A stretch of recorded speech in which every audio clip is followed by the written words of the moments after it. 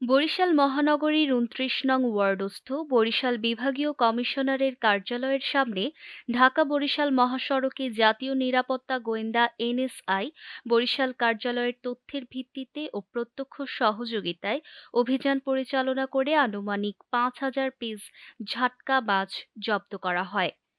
গোয়েন্দারা গোপন সূত্রে জানতে পারে যে ঢাকা মেট্রো ১-২-২০৫৯ নম্বর সংযুক্ত ইসলাম পরিবহনের একটি যাত্রীবাহী বাসে করে উল্লিখিত ঝাটকা মাছগুলো বরিশাল থেকে ঢাকার উদ্দেশ্যে যাচ্ছে।